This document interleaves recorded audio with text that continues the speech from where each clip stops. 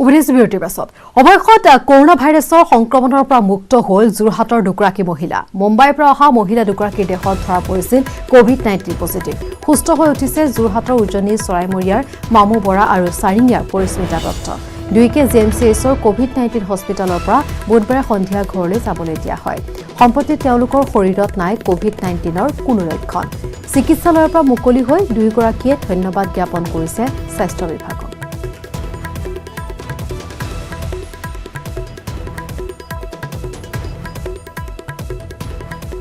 গোলাঘাটৰ 4টা ড্ৰাগ সৰবৰাহকাৰী গ্ৰেপ্তাৰ কৰা হৈছে গোলাঘাট আৰক্ষী অভিযানত ড্ৰাগ সহ গ্ৰেপ্তাৰ 4টা ড্ৰাগ সৰবৰাহকাৰী চিটত ডেৰগাঁৱৰ গৌতম বৰুৱা বিদ্যুৎ ৰাজখোৱা গোলাঘাট ফৰকাটিঙৰ আবাল জান্নত আৰু অমিত দে গোলাঘাট আৰক্ষীৰ জালত পৰিছে 4টা ড্ৰাগ সৰবৰাহকাৰী গোলাঘাট আৰক্ষীৰ অভিযানত গ্ৰেপ্তাৰ হৈছে এই 4টা ড্ৰাগ সৰবৰাহকাৰী চিট ডেৰগাঁৱৰ গৌতম বৰুৱা বিদ্যুৎ ৰাজখোৱা গোলাঘাট ফৰকাটিঙৰ আবাল জান্নত আৰু অমিত দে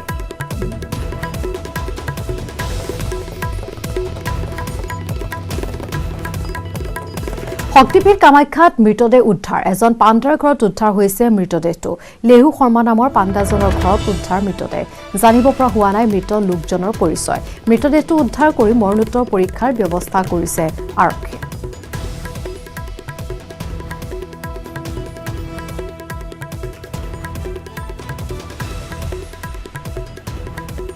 অসমত 27 মেত মুকলি হ'ব কোভিড বিশেষ হস্পিটেল প্ৰায় 200খন বিছনা থাকিব এই হস্পিটেলখনত এই কথা ঘোষণা কৰিছে স্বাস্থ্য মন্ত্ৰী ডক্টৰ হিমন্ত বিশ্ব শৰ্মাই জিলাই জিলাই আছুতীয়া স্থানত নিৰ্মাণ হ'ব শ্মশান আৰু কবৰস্থান কৰোনা ৰোগীৰ বাবে সোণাপুৰত সাজু কৰা হৈছে 80খন বিছনা কালাপাহাৰত প্ৰয়োজন হ'লে 142খন বিছনাৰ ব্যৱস্থা কৰা হ'ব বুলি সদৰি কৰিছে স্বাস্থ্য মন্ত্ৰীগৰাকীয়ে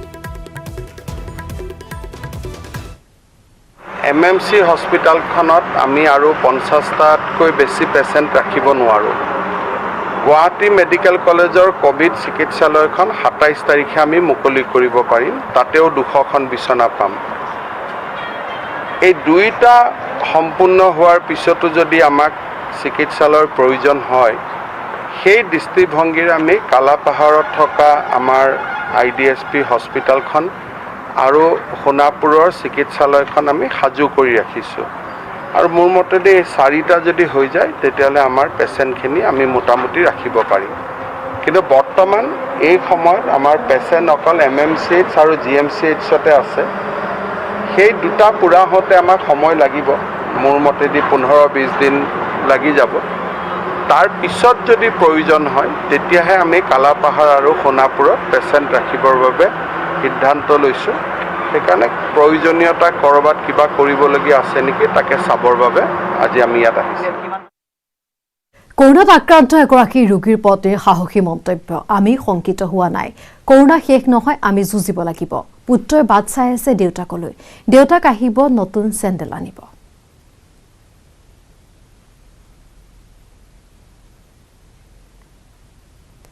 আৰু মিছামাৰী ভেৰভেৰী গাঁৱৰ এই ঘটনা আমি জনাইছো এই সন্দৰ্ভত আগবঢ়াইছো আমাৰ সংবাদদাতা হৰেণ ভূমিজৰ এক প্ৰতিবেদন হয় নিশ্চয়কৈ কোভিড-19ত শোণিতপুৰ জিলাৰ মিছামাৰীৰ দুজন লোক আক্ৰান্ত হৈছে সেই দুজন লোক হাৰিয়ানাৰ গুৰগাঁৱত এটা কোম্পানীত কৰ্মৰত আছিল আৰু তেওঁলোকে কেইদিনমান পূৰ্বে হাৰিয়ানাৰ গুৰগাঁৱৰ পৰা আহি বাহিৰে তেওঁলোকে অসমৰ প্ৰৱেশ কৰিছিল আৰু তেওঁলোকে বাহিৰে তেওঁলোকে আহি তেজপুৰ কেন্দ্ৰীয় বিশ্ববিদ্যালয়ৰ যি জোনেল স্কেনিং চেণ্টাৰ আছে সেই স্কেনিং চেণ্টাৰত তেওঁলোকে কোৱাৰেণ্টাইন হৈ আছিল আৰু সেই দুজন হৈছে ক্ৰমে প্ৰতাপ লিম্বু আৰু দিলীপ তাঁতী সেই দুজন হৈছে শোণিতপুৰ জিলাৰ মিছামাৰীৰ এজনৰ ঘৰ হৈছে ভেৰভেৰী আৰু এজনৰ ঘৰ হৈছে জিয়াগাভুৰ গাঁৱত মই বৰ্তমান উপস্থিত আছোঁ সেই গাঁৱত এইখন হৈছে দিলীপ তাঁতীৰ গাঁও ভেৰভেৰী দিলীপ তাঁতীৰ বাসগৃহৰ দৃশ্য এয়া দিলীপ তাঁতী ইতিমধ্যে তেজপুৰ চিকিৎসা মহাবিদ্যালয় হস্পিটেলত তেওঁক ভৰ্তি কৰোৱা হৈছে যোৱা নিশাই আৰু চিকিৎসা প্ৰদান কৰা হৈছে ইতিমধ্যে আৰু প্ৰতাপ লিম্বু যিগৰাকী একে গাঁৱৰ কাষৰে জিয়াগাভৰু সেই যুৱকজনকো আচলতে ভৰ্তি কৰোৱা হৈছে তেজপুৰ চিকিৎসা মহাবিদ্যালয় আমি দেখুৱাই আছোঁ পোনে এয়া হৈছে দিলীপ তাঁতী যিগৰাকী যুৱক দিল্লীৰ হাৰিয়ানাৰ গুৰগাঁৱত এটা কোম্পানীত কৰ্মৰত হৈ আছিল কেইবা বছৰ ধৰি আৰু তেওঁলোকে পোনে পোনে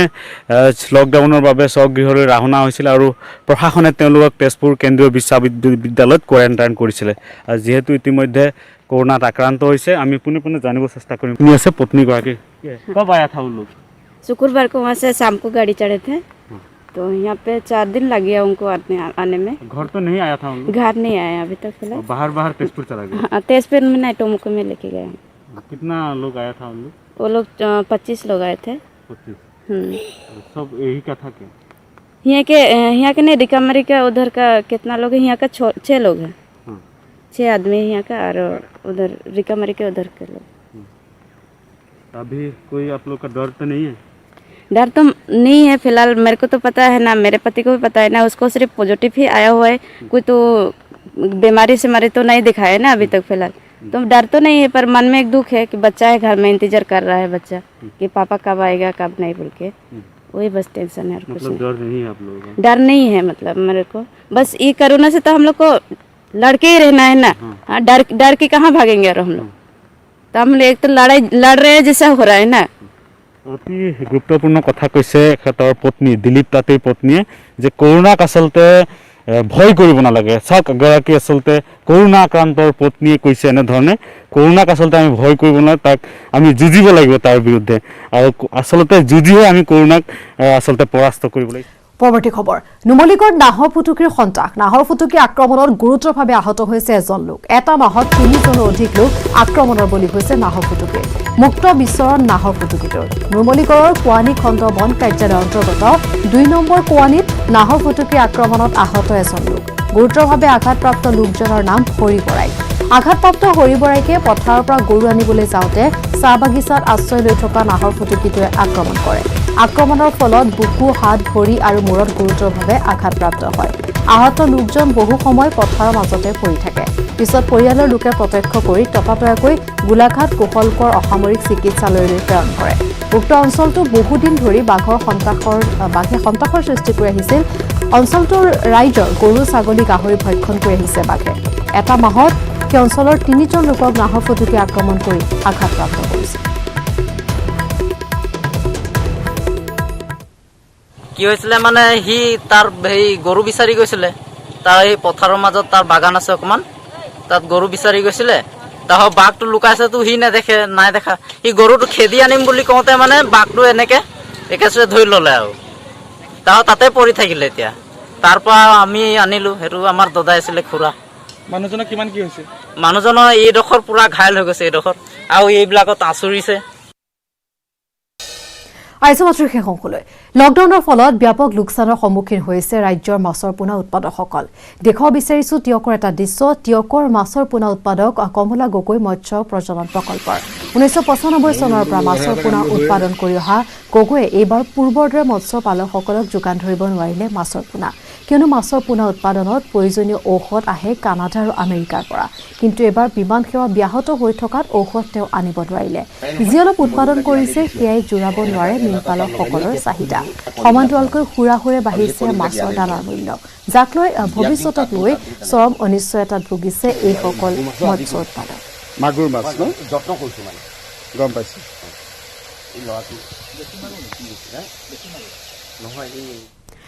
অসমত এতিয়া উচ্চ শিক্ষিত কিছুমান যুৱক নামি পৰিছে ড্ৰাগছৰ ব্যৱসায়ত কামৰূপ আৰক্ষীৰ জালত তেনেকুৱা উচ্চ শিক্ষিত 3জনকৈ ড্ৰাগছ ব্যৱসায়ী ইঞ্জিনিয়াৰিং পাছ কৰি ড্ৰাগছৰ ব্যৱসায়ত নামি পৰিছে জালুকবাৰীৰ 2 ভাই ককাই মানৱজ্যোতি দাস আৰু বিক্ৰমজিৎ দাস নামৰ জালুকবাৰীৰ 2 ভাই ককাই ৰঙিয়াৰ ধৃতিৰাজ ডেকা নামৰ যুৱকজনৰ সৈতে নিষিদ্ধ হেৰোইন বিক্ৰী কৰি থকাৰ খবৰ পাই অভিযান চলাই ৰঙিয়া মহকুমা আৰক্ষীয়ে মহকুমা আৰক্ষী বিষয়া কংকনজ্যোতি নাথৰ নেতৃত্বত চলা অভিযানত ড্ৰাগছ ব্যৱসায়ী কেইজনে আৰক্ষীৰ বেহু ভেদ কৰি ৰঙিয়াৰ পৰা পলায়ন কৰে যদিও চানচাৰী আৰক্ষীৰ হাতত ধৰা পৰে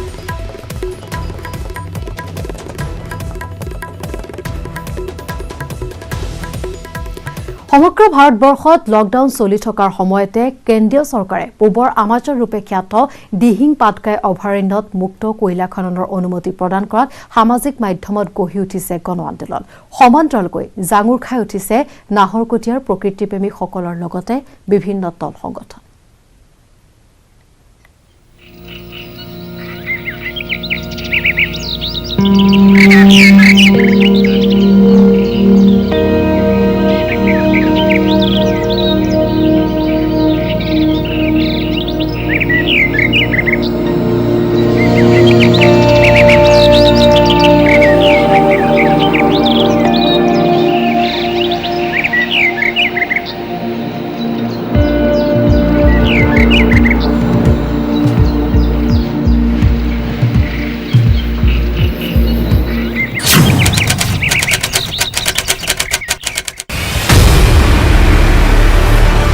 গভীৰ সংকটত জয়পুৰ বৰ্ষাৰণ্য কেন্দ্ৰীয় চৰকাৰৰ হেনচকু দিহিং পাটকাইত পূবৰ আমাজনলৈ তীব্ৰ ভাবুকি ৰাষ্ট্ৰীয় বন্যপ্ৰাণী পৰিষদৰ এটা অনুমতিক লৈ তোলপাৰ লাগিছে অসমত পূবৰ আমাজন ৰূপে খ্যাত দিহিং পাটকাইৰ ৯৮ হেক্টৰ ভূমিত মুকলিকৈ চলিব কয়লা খনন কেন্দ্ৰীয় চৰকাৰৰ এই সিদ্ধান্তৰ পিছতে ছ'চিয়েল মিডিয়া যোগে অসমত গঢ়ি উঠিছে তীব্ৰ গণ আন্দোলন জাঙুৰ খাই উঠিছে ছাত্ৰ ছাত্ৰী দল সংগঠনৰ লগতে সমাজৰ ভিন্ন স্তৰৰ লোক অনুমতিবিহীনভাৱে কয়ল ইণ্ডিয়াই কিন্তু প্ৰায় 57 হেক্টৰ মাটিত কিন্তু কয়লা খনন চলাই আছে আৰু এতিয়া নেকি যেহেতু মুকলিকৈ কয়লা খননৰ অনুমতি দিয়াৰ পিছত প্ৰায় 41 হেক্টৰ মাটিত কিন্তু এতিয়া কয়লা খনন চলিব আৰু ইয়াৰ ফলত সংৰক্ষিত বনাঞ্চল হিচাপে 2004 চনতে স্বীকৃতিপ্ৰাপ্ত এই অভয়াৰণ্যখন য'ত নেকি বিভিন্ন বিচিত্ৰ দুষ্প্ৰাপ্য প্ৰাণী আদি বসবাস কৰে বিচৰণস্থলী তেনে এটা বৰ্ষাৰণ্যক তেনে এক অভয়াৰণ্যক ধ্বংসৰ ক্ষেত্ৰত কিন্তু এই চৰকাৰখনে এক নিকৃষ্ট ৰাজনীতি কৰিছে 800 বৰ্গ কিলোমিটাৰ সামৰি থকা এই বৰ্ষাৰণ্যত আছে 40টাতকৈ অধিক স্তন্যপায়ী জীৱ 300 প্ৰজাতিৰ পক্ষী 35টা প্ৰজাতিৰ মাছ 40টাতকৈ অধিক প্ৰজাতিৰ সৰীসৃপ 7টা প্ৰজাতিৰ বন মেকুৰী 132টা প্ৰজাতিৰ পখিলা ভালুক বনগাহৰি বিলুপ্তপ্ৰায় হলৌ বান্দৰ বিভিন্ন প্ৰজাতিৰ হুকাঠি গছ লতিকা আৰু 108টা প্ৰজাতিৰ অৰ্কিড এই অভয়াৰণ্যৰ বিস্তৃত তথা ঘন চিৰসেউজীয়া বনাঞ্চলৰ বাবে 2004 চনৰ 13 জুনত জয়পুৰ ডিৰাক আৰু আপাৰ দিহিঙৰ 111.19 বৰ্গ কিলোমিটাৰ সাঙুৰি দিহিং পাটকাই অভয়াৰণ্য ঘোষণা কৰাৰ পিছত অসমৰ প্ৰথমখন বৰ্ষাৰণ্য হিচাপে স্বীকৃতি লাভ কৰে জয়পুৰ বৰ্ষাৰণ্যই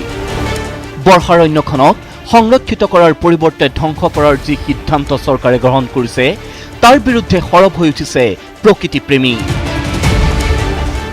উত্তৰ পূৰ্বাঞ্চলৰে আমাৰ জৈৱ বৈচিত্ৰ্যৰে ভৰা এই ঠাইখনত কোনো কাৰণত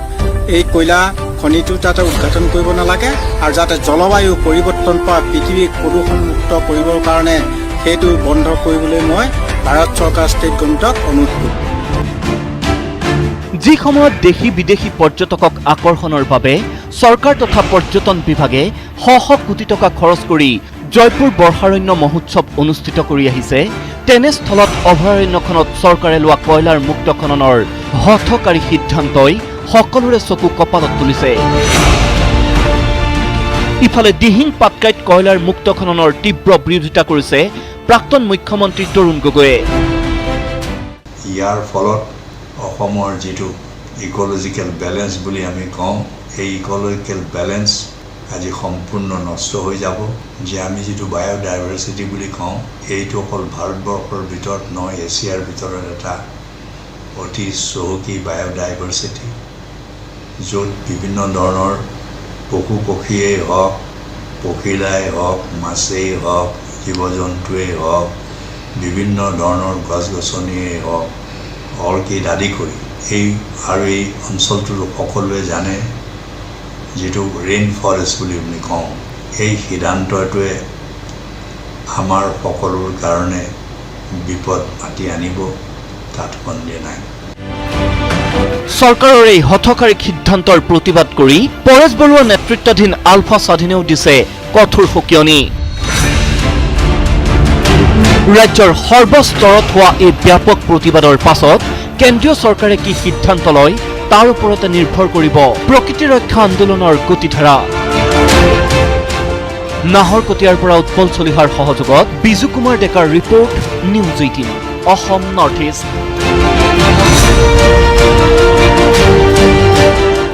আৰু দিহিং পাটকাই এই গণ আন্দোলনৰ পাছতে তৎপৰ হৈছে মুখ্যমন্ত্ৰী সৰ্বানন্দ সোণোৱাল। দিহিং পাটকা অভয়াৰণ্য পৰিদৰ্শনৰ বাবে বনমন্ত্ৰীক তেওঁ নিৰ্দেশ প্ৰদান কৰিছে। পৰিস্থিতি অধ্যয়নৰ নিৰ্দেশ মুখ্যমন্ত্ৰী সোণোৱালৰ। বনাঞ্চল জৈৱ বৈচিত্ৰ্য সংৰক্ষণৰ বাবে চৰকাৰ দায়বদ্ধ বুলিও মন্তব্য কৰিছে মুখ্যমন্ত্ৰীগৰাকীয়ে।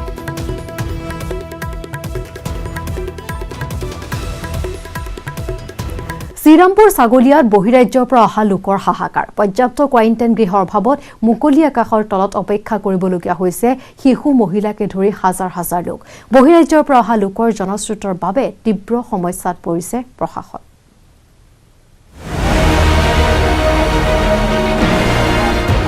অসম বংগ সীমান্তত ভয়ংকৰ পৰিস্থিতি। শ্ৰীৰামপুৰ আৰু ছাগলীয়াত ঘৰমুৱা মানুহৰ হাহাকাৰ। পৰ্যাপ্ত কোৱাৰেণ্টাইন গৃহৰ অভাৱত মুকলি আকাশৰ তলতে অপেক্ষা বহিৰাজ্যৰ পৰা উভতি অহা হাজাৰ হাজাৰ লোকৰ। অৰ্ধাহাৰে অনাহাৰে ৰৈ থাকিবলগীয়া হৈছে জাকে জাকে শিশু আৰু মহিলা। চৰকাৰৰ অনুমতি পোৱাৰ পাছতে বহিৰাজ্যৰ পৰা আপোন ঘৰলৈ উভতি আহিছে হাজাৰ হাজাৰ মানুহ।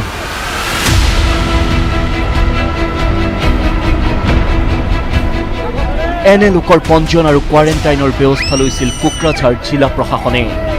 কিন্তু অভূতপূৰ্ব জনস্ৰোতত ধোঁৱাচাঙত উঠিল চৰকাৰী আয়োজন। শ্ৰীৰামপুৰ আৰু ছাগলীয়াৰ আন্তঃৰাজ্যিক তালাচী চকীয়েদি দৈনিক প্ৰৱেশ কৰা সহস্ৰাধিক লোকৰ পঞ্জীয়ন আৰু স্বাস্থ্য পৰীক্ষা তথা কোৱাৰেণ্টাইন কৰাত চূড়ান্তভাৱে ব্যৰ্থ হৈছে প্ৰশাসন। প্ৰহসনত পৰিণত হৈছে সামাজিক দূৰত্ব মানি চলাৰ নিৰ্দেশ।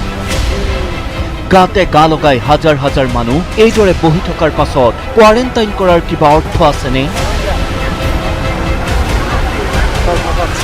শ্ৰীৰামপুৰ আৰু ছাগলীয়া আন্তঃৰাজ্যিক তালাচী চকীৰ এই দৃশ্য দেখাৰ পাছত সকলোৰে মনলৈ আহিছে এই প্ৰশ্নই। আৰু এইসমূহ ব্যক্তি অসমত আহি পোৱাৰ লগে লগে যেতিয়া আচলতে কোৱা হৈছে বাৰে বাৰে এটা কথা কোৱা হৈছে সামাজিক দূৰত্ব, যিহেতুকে ইয়াত কোনো সামাজিক দূৰত্ব নাই।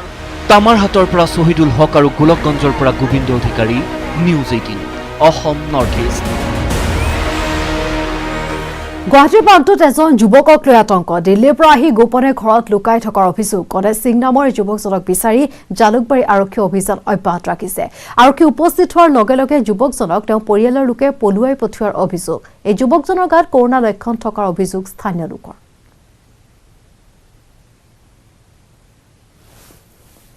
বৰ্তমান মালিকাত এই যুৱকজনক লৈ যিটো আতংকৰ সৃষ্টি হৈছে, আমি জনাইছোঁ কিদৰে যুৱকজন লুকাই আছিল। বাহিৰৰ পৰা আহি কোনো ধৰণৰ স্বাস্থ্য পৰীক্ষা তেওঁ কৰোৱা নাছিল, গোপনে ঘৰত লুকাই আছিল। আৰু যেতিয়া স্থানীয় লোকে এই বিষয়ে আৰক্ষীক অৱগত কৰে, গণেশ সিং নামৰ এই যুৱকজনক বিচাৰি বৰ্তমান জালুকবাৰী আৰক্ষীয়ে অভিযান অব্যাহত ৰাখিছে। আৰক্ষী উপস্থিত হোৱাৰ লগে লগে আমি জনাইছোঁ কিদৰে যুৱকজনৰ পৰিয়ালে তেওঁক ঘৰৰ পৰা পলুৱাই পঠিয়াইছে।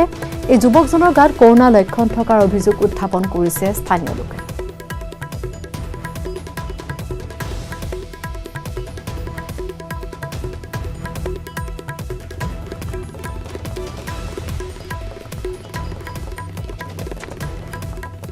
ওদালগুৰি জিলা চতুৰ্থ পৰ্যায়ৰ লকডাউনৰ সময়ছোৱাত ধোঁৱাচাঙৰ চৰকাৰী নীতি নিৰ্দেশনা। কৰোণা সংক্ৰমণৰ ভয়াৱহতাৰ সময়ত জিলাখনত দেখা পোৱা গৈছে উৎসৱমুখৰ পৰিৱেশ। প্ৰশাসনৰ নিৰ্দেশনালৈ কৰ্ণপাত নকৰি সামাজিক দূৰত্বৰ নিয়ম উলংঘা কৰিছে বহু লোকে। ফলত এতিয়া কৰোণা সংক্ৰমণৰ আশংকা ভয়াৱহ ৰূপত বৃদ্ধি পাইছে। আৰু এই দৃশ্য আমি দেখুৱাইছোঁ, এয়া হৈছে ওদালগুৰিৰ দৃশ্য। এনেদৰে চতুৰ্থ পৰ্যায়ৰ লকডাউনৰ সময়ত দেখা পোৱা গৈছে যি নীতি নিৰ্দেশনা, লকডাউনৰ শিথিলতাৰ অপব্যৱহাৰ কৰিছে এইসকল লোকে। সাৱধানতা তেওঁলোকে অৱলম্বন কৰা নাই। দেখা পোৱা গৈছে ভিৰ। প্ৰশাসনৰ নিৰ্দেশনালৈ আওকাণ কৰি সামাজিক দূৰত্বৰ নিয়ম উলংঘা কৰিছে বহু লোকে।